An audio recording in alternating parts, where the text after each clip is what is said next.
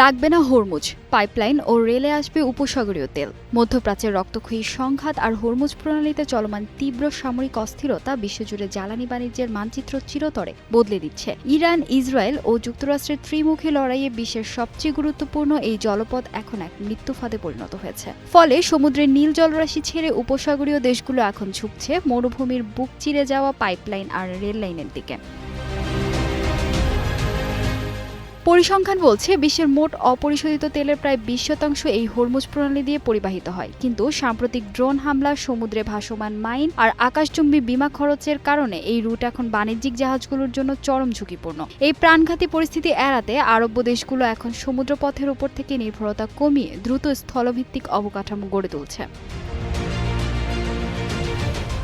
রোববার মধ্যপ্রাচ্য ভিত্তিক সংবাদ মাধ্যম দ্য ন্যাশনালের এক প্রতিবেদনে জানানো হয়েছে, আমিরাতের রাষ্ট্রীয় তেল কোম্পানি অ্যাডনক ওমান উপসাগর পর্যন্ত তাদের পাইপলাইনটি জরুরি ভিত্তিতে সম্প্রসারণ করছে। এই মেগা প্রকল্পটি সফল হলে প্রতিদিন প্রায় 34 লাখ ব্যারেল তেল হরমুজ প্রণালীকে সম্পূর্ণ এড়িয়ে রপ্তানি করা সম্ভব হবে। পাশাপাশি সৌদি আরবের পূর্ব পশ্চিম পাইপলাইন বর্তমান বিশ্ববাজারকে এক মহাবিপর্যয় থেকে রক্ষা করছে।